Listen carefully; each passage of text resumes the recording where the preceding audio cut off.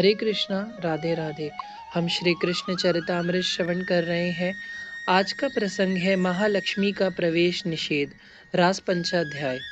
आह, रास का रास एव उत्सव, रस समूह रास, और उसी रास का यह महा उत्सव चल रहा है। दो दो गोपियों के मध्य में श्याम सुंदर है, पर उन दो गोपियों को भी ऐसा लग रहा है कि मेरे ही साथ श्याम है। किसी गोपी को चूमते हैं श्याम सुंदर तो वह समाधिस्थ सी लग जाती है। वह कुछ देर के लिए स्वयं को भी भूल जाती है। कोई गोपी नाचते हुए आती है श्याम सुंदर के पास तो श्याम सुंदर अपनी मुख का बीरा उसके मुख में दे देते हैं। कोई गोपी इतनी मग्न हो जाती है उस महारास में कि वह ठहर कुछ आलाप लेती है। उसके सुमधुर आलाप को सुनकर श्याम सुंदर उसकी ठोड़ी पकड़कर बड़े प्रेम से हिलाते हैं। कोई गोपी बस श्याम सुंदर पर ही त्राटक कर रही है। श्याम सुंदर उसके पास जाते हैं और अपनी सुरभित सांस उनके नेत्रों में छोड़ते हैं।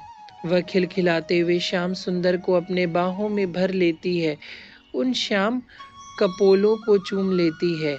एक ताल एक स्वर में दिव्य अति दिव्य महारास यमुना पुलिन में चल रहा है।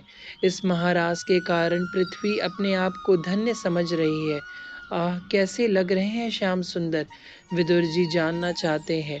उद्धव बोले, तात, चारों ओर गोपियां हैं और वह सब गोपियां ऐसी लग रही हैं जैसे स्वर्ण मणि बिखेर दी गई हो, और श्याम सुंदर ऐसे लग रहे हैं जैसे नीलमणि मध्य में हो। तात, नेत्र बंद कर के इस महारास का ध्यान करो।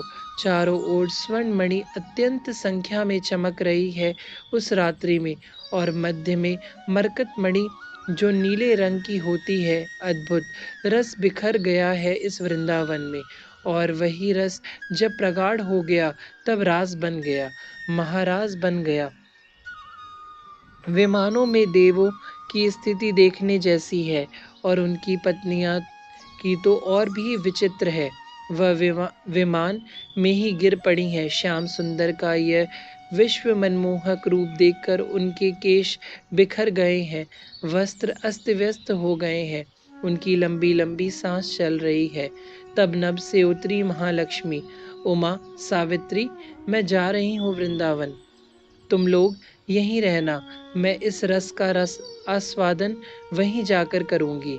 उमा और सावित्री दोनों देवियों ने कहा, हाँ आप जाओ और दर्शन भी करके आओ उस महाराज का, तो भाग्यशालिनी होगी। दर्शन नहीं, मैं तो लक्ष्मी देवी हूँ। उन सब ब्रजवासियों को हटाकर मैं स्वयं नाचूंगी अपने नागर नारायण के साथ। मटक रही थी लक्ष्मी देवी, पर वहां तो श्री राधा है। उमा ने कहना चाहा, राधा क्या है, एक ग्वालिन तो है, पर मैं तो अंग संग महालक्ष्मी हूँ। पर लक्ष्मी सोचने लगी। क्या सोच रही हो? उमा सावित्री ने पूछा। मेरे साथ तो भगवान ने कभी वैकुंठ में इस तरह रास नहीं किया। चलो कोई बात नहीं, मैं जाती हूँ वृंदावन। इस विषय पर ज्यादा न सोचते हुए लक्ष्मी जी चल गई थी वृंदावन। आप कौन हैं? दो अत्यंत सुंदर गोपियों ने लक्ष्मी को रोक दिया, और रोका भी तो वृंदावन की सीमा में, यमुना के इस पार आने नहीं दिया। लक्ष्मी हंसी, मैं कौन हूँ जानती हो? आप कोई भी हो, पर आपका वृंदावन में प्रवेश नहीं है। वह गोपियाँ श्री राधा जी की सखियाँ थीं। अच्छा सुनो, मेरा परिचय सुनोगी तो मुझे रोकोगी नहीं। लक्ष्मी का अपना अहंकार था। कौन हो तुम? महालक्ष्मी। आश्चर्य, इन गोपियों को पता कैसे चले?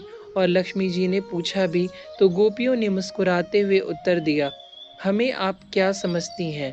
हम सर्वेश्वरी श्री किशोरी जी की सहचरी हैं, कोई साधारण नहीं है। लक्ष्मी जी अपना प्रभाव दिखाने लगी, पर गोपियां हंसी। यह आह्लादनी की भूमि है, यह प्रेम की भूमि वृंदावन है, यहाँ आपका वैभव कुछ काम का नहीं आएगा। पर तुम लोग मुझे जाने क्यों नहीं देती वृंदावन में? मुझे जाने दो, मैं दर्शन करना चाहती हूँ। लक्ष्मी जी अब समझ गई कि मैं जो सोच के आई थी, रास करूँगी, नृत्य करूँगी, वह भी श्याम सुंदर के साथ, पर यहाँ तो वृंदावन में ही प्रवेश निषेध कर दिया। अब क्या करूँ? प्रेम नगरी है ये श्रीधाम वृंदावन। प्रेम नगरी में सबका प्रवेश कहाँ? यहाँ तो वही आ सकता है जो झुके, नम्रता ओढ़े और घुटनों के बल सरकते हुए चले। कोमल है ये वृंदावन, ये अहंकार की गर्मी सहन नहीं होती इस श्रीधाम को। वैसे भी प्रेम नगरी में चलो तो संभल कर चलो। और हंसी गोपियाँ, आप तो महालक्ष्मी है, महामाया है। आप जिसके पास चली जाएं, वह अहंकार से ग्रसित हो ही जाता है, फिर आप स्वयं। दोनों गोपियां हंसती रहीं। महालक्ष्मी ने कहा, मैं प्रवेश पाकर रहूंगी वृंदावन में। गोपियों ने कहा, क्या करोगी आप? मैं तपस्या करूंगी। बस पैर पटकती हुई यमुना के उस पार विलंब फल के घने वन थे, जिसे ब्रजवासी बेलवन के नाम से जानते थे। उसी स्थान पर लक्ष्मी जी ने तप करना शुरू किया, और तप इसलिए कि श्रीधाम वृंदावन में प्रवेश के लिए। और तात देखिए, आज भी तप में लीन है महालक्ष्मी, पर इस दिव्य वृंदावन में उन्हें प्रवेश नहीं मिला है। सामने देखा विदुर जी ने, यमुना के उस पार महालक्ष्मी तपस्या कर रही हैं। वह वन भी लक्ष्मी जी के श्री से चमक रहा था, पर प्रेम की चमक के आगे श्री की चमक फीकी हो ही जाती है। हरे कृष्णा, राधे राधे।